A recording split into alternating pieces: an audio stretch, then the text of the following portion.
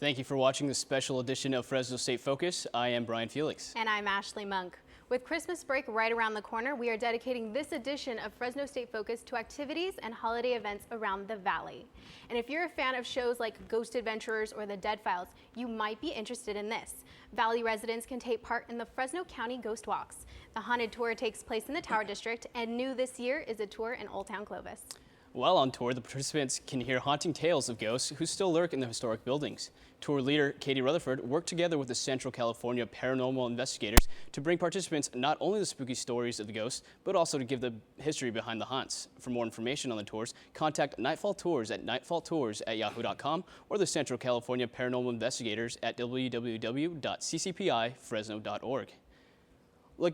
Looking for something fun to do this holiday season? Brittany Bosick takes us behind the scenes at the Madera Drive-In to showcase their holiday hours. California, also known as the City of Wood, houses the last drive-in in the Central Valley and also the last underground drive-in in California. And cold weather isn't slowing the business down. The Madera Drive-In is open every weekend from now until January 12th, including the week of Thanksgiving break, Christmas, and New Year's. Junior Rodriguez, a resident of Fresno, talks about his perfect night at the drive-in. Yes, I try to go there about once a month. I like to take my wife. It's an intimate setting, so I get to be alone with her. Now that they're open during the winter, it's better because I get to take her year-round now. Best way to enjoy this holiday season at the drive-in? Grabbing a pickup, some friends, and blankets to stay warm. Madera Drive-In is also making changes to the way the movies are seen. All the movies are sent via hard drive and then projected onto the screen. And instead of the speaker box, the movies can be heard through a radio frequency in your car. Fresno resident Derek Pavlovich talks about how he enjoys the new updates. Yeah, the speakers aren't very good. It's way better on the radio. Alex Barajas, manager of the Madera Drive-In, says the drive-in has been focusing on family and kids for the past 2 years. Barajas says it's totally different from managing fast food or a clothing store, and it's a real pleasure working and meeting the people who come to enjoy the movies. Barajas has also been known to give out movie posters to the customers. For more information, visit playingtoday.com or call 559-673-5381. Brittany Bostic, Fresno State Focus. In 1973, Richard O'Brien produced a theatrical play, The Rocky Horror Show. The play was adapted into a movie in 1975 titled The Rocky Horror Picture Show. It has a worldwide cult following and is the longest-running release in film history. Visiting the studio today are two actors of Rocky Horror Picture Show live here in Fresno, Carl Waxman and Sarah Waxman. Thank you so much for joining us today, guys. Thank you. So tell me about your guys' character. Carl, we'll start with you. Well, I am the narrator, and my character is the beard that I grew. That's the only thing different about me, really. I try to be a little more pompous than I would be ordinarily as the narrator, because I'm out there at times to be ridiculed by the audience, so I need to make myself available to that. And you teach us the time warp, right? Actually, that is actually done by one of the other characters. Oh, okay. And Sarah? I play Columbia, who is kind of the original sycophant of Frankenfurter. She's like one of the Castle family and one of the servants, and she's kind of ditzy, but I kind of think of her as like the Elle Woods kind of ditzy. Like she knows what's going on, but she just plays dumb to get through everything. Perfect. And what made you want to be part of the show? The director, Daniel, is my teacher and mentor at California Arts Academy, and when they started doing this show in Fresno in 2008, I've kind of been there since the beginning, like helping him as his assistant and working on the show backstage. And so I worked on the show in 2008 and 2009, and then finally was old enough to be able to be in it in last year, and then again this year. So it's been going on since 2008, annually? Yeah. Perfect. Now, if you have never gone to a Rocky Horror Picture Show live before, what can people expect? They can expect that the cast gets their energy from their discomfort. We have a lot of audience participation. We dance with the audience, we pull people up. It's a lot. It's basically a party with a very loose story to it. Perfect. Now, really quick, where and when can we see you guys? We open December 27th at 8 p.m. at the Severance Theater, which is on with Sean and Floridora in the Tower District. Perfect. We reopen, yes. You reopened. So, yeah, because are you actually open for New Year's Eve? Yes, we run the 27th, 28th, 29th, and then we skip the Monday night, and then we run on New Year's Eve. And is there anything special about New Year's? The tickets are a little more expensive, but it is the same show, and it tends to sell out the fastest. Perfect. Well, thank you so much for joining me today. We were talking with Carl Waxman and Sarah Waxman, and as they just said, you can see them in action December 27th through the 31st. And if Rocky Horror is a bit too wild for you, then the 1920s films have returned to the Central Valley and found a home at the Warner's Theater. Leo Barajas tells us more on the movie marathon. Warner Center for the Performing Arts presents the return of silent movies to Warner's Theater. Warner's Theater, National Historic American Theater, built by Alexander Pantages, one of the most prominent managers of vaudeville entertainment and renowned theater magnate. Michelle Swift, project coordinator for the return of silent movies, tells us more about the films. I've never seen a silent film before. Of course, you can't hear them speak, so they wouldn't speak during scenes. They might be moving their mouth, but after the scene of about 30 seconds maximum or so, it would flash to a slide that would actually have the words on the screen. This would be accompanied by a unit orchestra, or a theater organ, as most people are used to calling it, and this provides the soundtrack and the sound effects for it. Today, there are only 21 of these beautiful organs in use at theaters across the country. The Warner's Theater is eagerly waiting for younger audiences to attend its showings. Next show is Thursday, November 21st. Hogwarts play here at Warner's Theater. Brianna Hetherington of Fresno State student just learned about silent films playing in Fresno. No, I haven't personally heard about the Silent Film Festival, but I do plan on going on it now that I was informed about it. The series will encourage local students to learn about culture history through film, all while enjoying an authentic silent film. Peter Robertson, who has attended silent film, had this to say. I've been to one. Last month I went to Phantom of the Opera, which was made in 1925, and it was great to be in that theater that was built in 1926. For a list of all the 2013-2014 film schedule screenings, you can go on their website at www.warners.org. This is Leo Barajas, Fresno State Focus. Don't go anywhere. We'll be back in about a minute.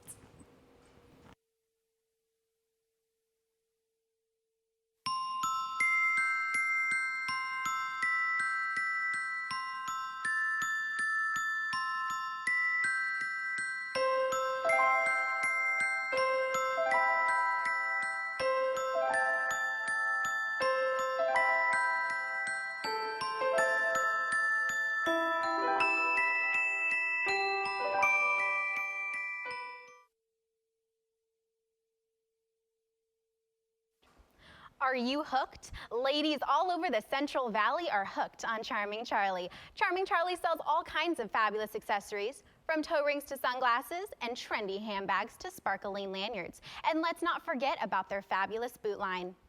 It's the one-stop shop for all your fall favorites. Charlie's friendly charmers are here to assist you with all your fashion needs, so get hooked on Charming Charlie, located off Shaw at the Fashion Fair Mall. Welcome back. Time now for sports with Michael and Super Siri. Guys, what is going on with Mike Tomlin? Yeah, well, let's talk about it. Also, we're going to talk about a couple things going on in the NFL, especially with playoffs coming up, and of course, I'm introducing NBA teams as well. But like he said, let's go back to Mike Tomlin. Welcome to Sports Highlights. I'm Michael Shear. And I'm Super Syrianon. If you haven't heard, Mike Tomlin stepped on the field when Jacoby Jones returned a kick return. A statement from Mike Tomlin states, "I can't be in that space, and I was also take full responsibility for that. It's an inexcusable blunder on my part. I understand with my position comes the charge of preserving and protecting the integrity of the game of football. And I think probably my error on Thursday night is not realizing that play jeopardized the integrity of the game from a perception standpoint." What do you think about that? Well, see, here's the thing. As an NFL coach, no matter what you say, you know what's going on the field. They have the big jumbotron in the middle, right above the 50-yard line. Not to mention, you're down on the field, and you should be paying attention to everything. Now, Mike Tomlin says he's sorry. Do I believe him? Sure, he might be sorry. But what it ultimately comes down to is he was on the field, and in my opinion, he was on the field knowingly of what was going on. Joe Flacco and Torrey Smith, both players from the Baltimore Ravens, joked around on Twitter a little bit, on some social media, basically saying they knew what Mike Tomlin was doing. I believe Joe Flacco was actually quoted saying, now, I would have done that too in the Super Bowl against the 49ers. So I think what it comes down to, realistically, is Mike Tomlin was on the field for a reason, and honestly, he deserves that $100,000 fine. He deserved that draft pick, too, that they're about to take away. Yeah, they are saying that the Pittsburgh Steelers could lose a draft pick for this, which could be pretty detrimental to the upcoming seasons. Speaking of ultimate things, we are in the NFL and we're talking about some playoffs. So let's kind of go into that. You know, with the playoffs coming up, who are some early candidates for the Super Bowl? I think the Seattle Seahawks are. They destroyed the New Orleans Saints this Monday night, and you know their defense is what's going on down there. Sure, absolutely, and especially with the Richard Sherman distribution right there. And Earl Thomas, let's talk about Earl Thomas, the safety, came out of nowhere this season and just playing phenomenally for defensive coordinator Dan Quinn and the Seahawks. Yeah, their defense is awesome because 16 interceptions throughout the whole year, only allowing 15.5 points per game. Wow, can't do anything better than that. That NFL West is a tough one. But let's go into the AFC a little bit. I got faith in the Denver Broncos behind the back of Peyton Manning, who's been nothing short of outstanding this season. He's just been truly incredible. You look at his numbers, he's putting up MVP numbers, obviously, which we will go into later in the show. But they did lose to one team that I'll talk about as well, the New England Patriots. I mean, how can you do that? Up 24 points in the third quarter and lose a game. I mean, you have no Sean Moreno, Monte Ball. You could run the ball the whole time. Why keep throwing the ball? Oh, no question. And the Broncos did come out extremely strong. I believe the Patriots had 3 turnovers in the first quarter alone. Now let's go back fast forward to that fourth quarter where obviously the play came down. It came down, and then they came into the overtime where it came into the special teams play where it knocked off one of the Broncos players and ultimately ended in a Steven Gostkowski field goal. But realistically, that was probably hands down the best game of the season, and I expect to see those two battle it out in the playoffs. Now you're talking about, let's talk about Super Bowl NFL MVPs. My pick, Russell Wilson. He controls the game, he runs that offense, and what else can you do? It's true. I got to go with my guy Peyton Manning. You know, the NFC it's looking pretty good, but when it comes down to it, Peyton Manning in the AFC race, he's simply been outstanding. He's got 4,125 yards on the season and an outstanding 41 touchdowns and a 68.1% completion rating. Now, those are through-the-roof numbers of a guy who was just coming off surgery 2 years ago and was thought his career to be over. So I got to go with my guy Peyton Manning. You look at those numbers, but Russell Wilson has beaten the Panthers, the Niners, and New Orleans. That's 26-10 combined with those 3 teams. A passer rating of 108, you have to go with Wilson. I personally think their defense is, if you could give it to one, I'd give it their entire defense, but there's no arguing Russell Wilson has been incredible.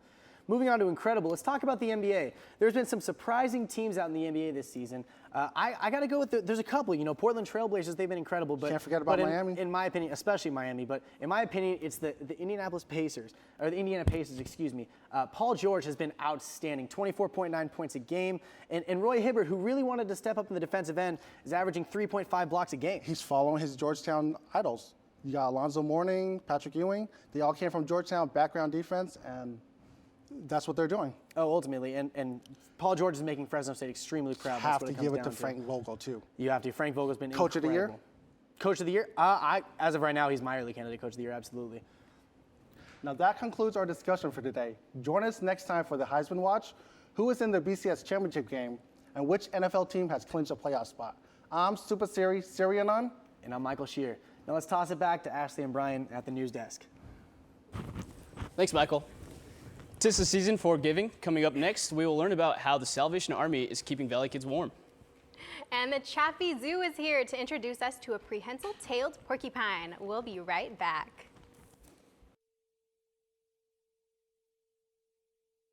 I am Fresno State, and I'm going to show you why. Here's the beautiful and newly constructed Henry Madden Library, which has a massive collection. The Save Mart Center, which is our sports venue and one of the best attended in the entire country. We're absolute pioneers in the agricultural sciences, having led to the production of the first university winery and drawing in a diversity of students to achieve academic success over the past 100 years. And you know, I wish I had time to tell you about everything else, but in reality, I think you're just going to have to come see for yourself.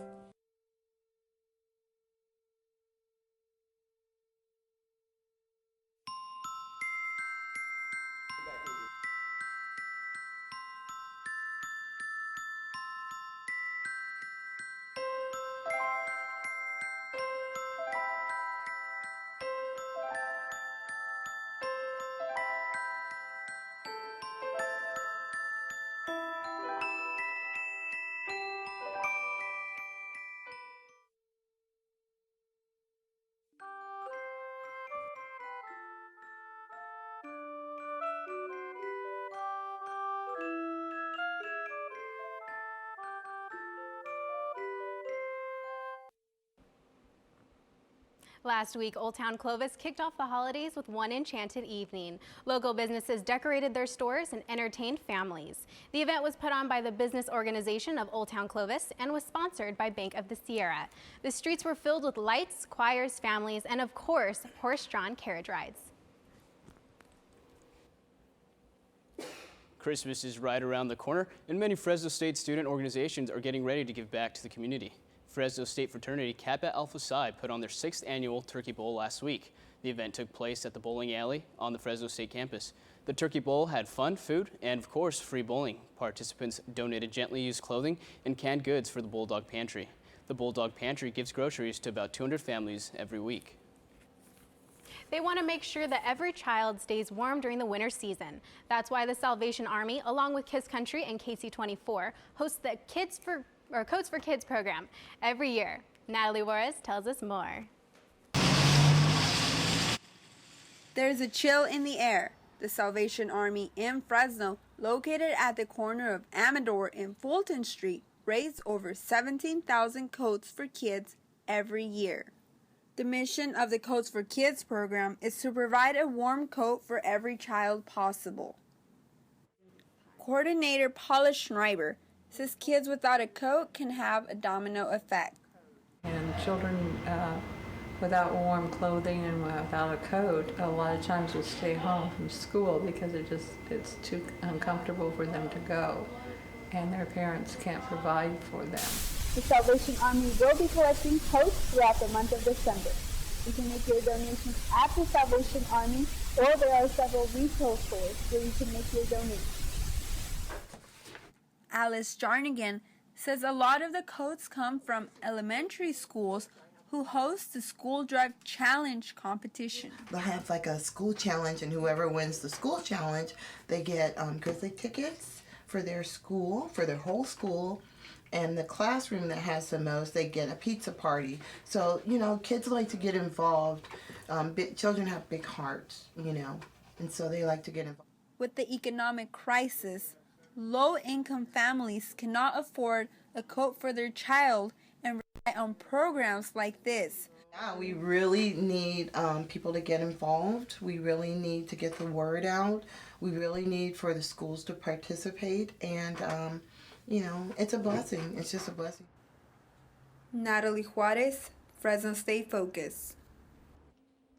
Today, joining us in the studio, we have Chaffee Zoo representative Tim Ramsey, showcasing one of Zoo's many little critters. Thanks for being here today, Tim. Thank you. Who do we have here? Who is this little guy? So this is Pedro, the prehensile-tailed porcupine, also known as a coendu or a Brazilian porcupine. Makes a lot easier. And mostly, you can tell them apart from a North American porcupine because their quills are a lot smaller, and they actually are a little bit smaller in size too. So tell me about these quills. How big do they actually get? So the biggest ones that you're going to see are pretty much like these ones on his back, and it doesn't look like he enjoys me touching them too much, but you know, like that long or so. Not too long, except for they do go into your skin fairly easily, and they are microscopically barbed at the end. So they get into your skin, they stick in really, really well, and you sort of have to jerk them out.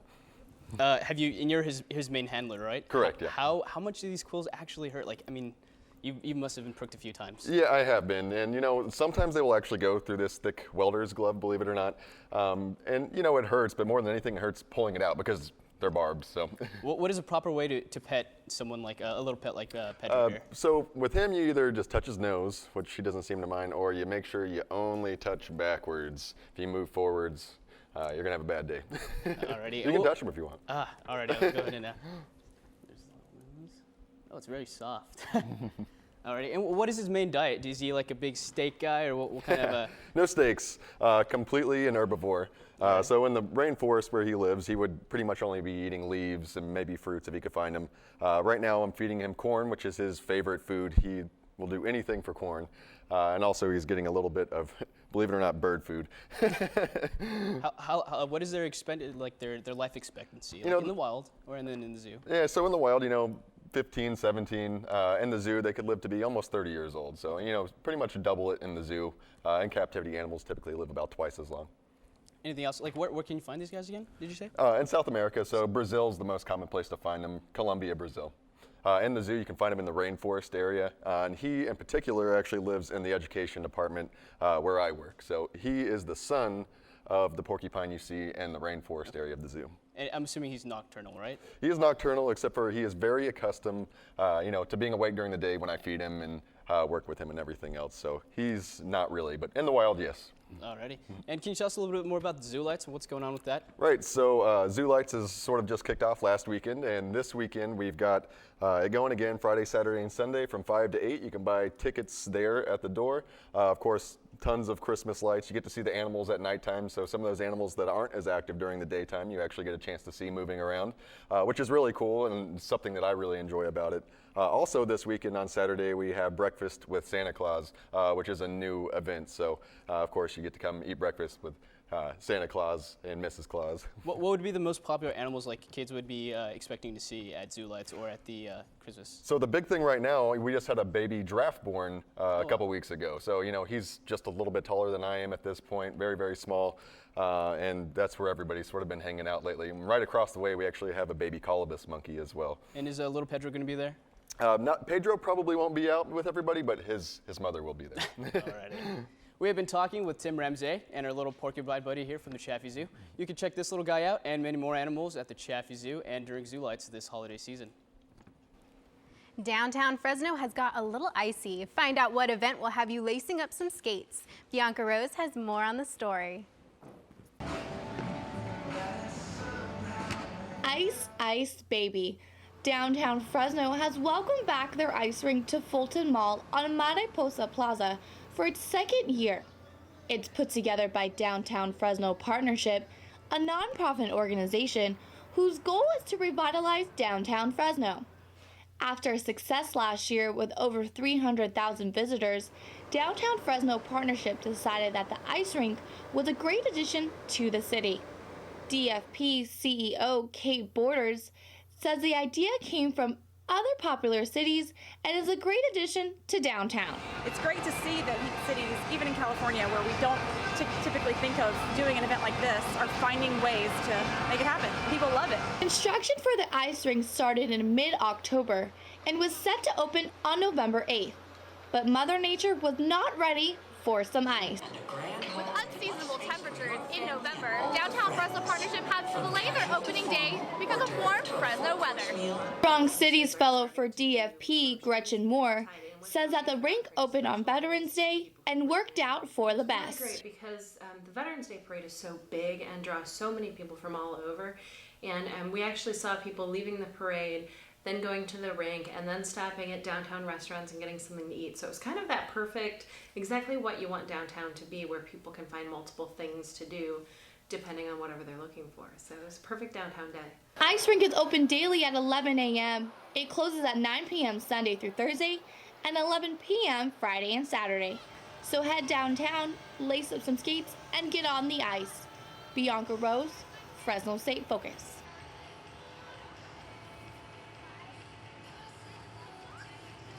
The grand opening of Christmas Tree Lane is this week. Hundreds of Valley residents will flock to the lane to get a glimpse of the twinkling lights. David Vasquez will show us the preparation that goes into getting Christmas Tree Lane ready for the public. We're very near the corner of Palm and Shaw, at the top end of Van Ness in Fig Garden, Old Fig Garden.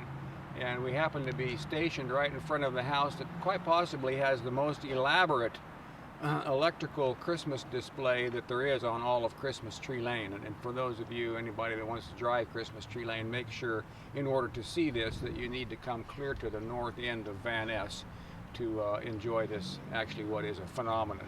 The home Mr. Rampel is talking about is Dean Alexander's home. Dean, a civil engineer, is the volunteer lane coordinator of Christmas Tree Lane. So getting the lane going is my responsibility to get everything to light, to the point where we start doing the lights, and then during the walk nights, I'm in charge of maintaining the lane, collecting donations. It's a 24/7 job besides doing what I'm doing at my business, but it's a big commitment. Bree Comstock, who now lives in the Van Ness Boulevard, remembers when she used to visit as a child. When I was a child and as a volunteer, I just remember it being such a special time of year, and a time when everyone from all walks of life could get together and come and enjoy the decorations. And I just really enjoy that special feeling that it creates. Everyone can come together in one place and share in the Christmas season. Although few decorations are seen here at the university home, many other homes are ready for the Christmas season. Everyone from Kung Fu Panda to Gru's Minions and your favorite superheroes to the traditional King Soldier Nutcracker and of course Santa Claus are all ready to greet the more than 60,000 people expected to visit this year's Christmas Tree Lane. I'd like to note that Christmas Tree Lane opens up on Tuesday, December 3rd. That's the first walk night. And we run through December 25th is the last day, Christmas Day. And then the second walk night is Wednesday, December 11th. David Vasquez, Fresno State Focus.